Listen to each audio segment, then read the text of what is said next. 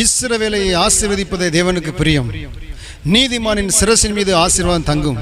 ஆனால் சாபமோ ஆசீர்வாதத்தையும் நன்மையும் சோந்தரிக்க கூடாதபடி தரித்திரத்திலும் கண்ணீரிலும் தத்தளிக்க வைத்து விடுகிறது. இன்றைக்கு கூட கடந்த வார செய்தியின் தொடர்ச்சியை நாம் தியானிக்க இருக்கிறோம்.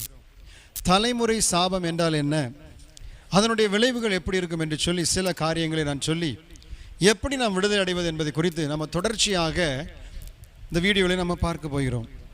யோபு 21:19 நீங்கள் வாசித்து பார்த்தால் தெரியும், தலைமுறை சாபம் என்றால் என்ன. தேவன் அவனுடைய அக்கிரமத்தை அவன் பிள்ளைகளுக்கு வைத்து வைக்கிறார். அவன் உணரத்தக்க விதமாய் அதை அவனுக்கு பழிக்க பண்ணுகிறார். தேவன் அவனுடைய அக்கிரமத்தை, துன்மார்க்கனுடைய அக்கிரமத்தை அவன் பிள்ளைகளுக்கு வைத்து வைக்கிறார். அவன் உணரத்தக்க விதமாய் அதை அவனுக்கு பழிக்க பண்ணுகிறார். இயேசுவை ஏற்றுக்கொண்டவர்கள் சாபத்துக்கு நீங்களாக்கி இருக்கிறார்கள். இயேசுவின் இரத்தத்தால் கழுவப்பட்டவர்களை சாபம் ஒன்றும் செய்ய முடியாது. ஏனென்றால் அவர்கள் இயேசுவின் குடும்பத்தில் இருக்கிறதுனால, இயேசு கிறிஸ்துவினுடைய பாதுகாப்புகள் இருக்கிறதுனால சாபம் அவர்களை ஒன்றும் செய்ய முடியாது.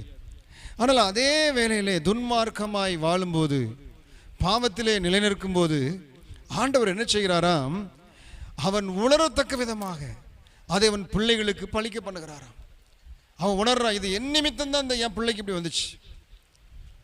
ஐயோ, அநேகர் சொல்லுவாங்க, உன்னுடைய பாவம் உன் பிள்ளையை தொடருது, உன்னுடைய அக்கிரமம் உன் பிள்ளையை தொடருது என்று சொல்லி அநேகர் குத்தி காண்பிக்கும் வண்ணம், அவனே தனிமையில் உணரும் வண்ணம் அந்த காரியத்தை ஆண்டவர் பழிக்க பண்ணுவாராம். ஏனென்றால் அவர் இரக்கத்தில் உண்மை உள்ளவர் உண்மைதான், அன்புள்ளவர் உண்மைதான்.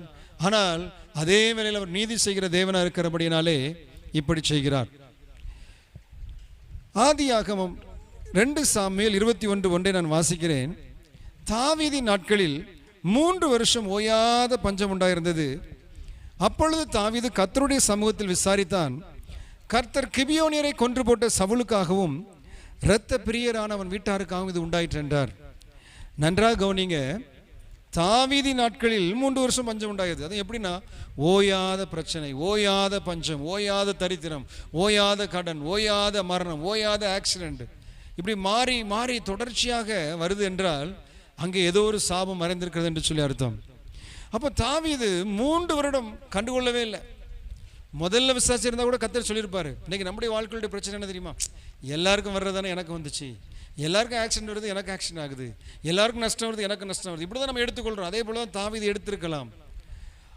1 வருஷத்தில் அவன் விசாரிச்சிருந்தாலும் கர்த்தர் அவனுக்கு காமிச்சிருப்பார். ஆனால் பாருங்க, 3.5 வருடம் அவன் அமைதியாக இருந்தான். 3 வருஷம் கொடிய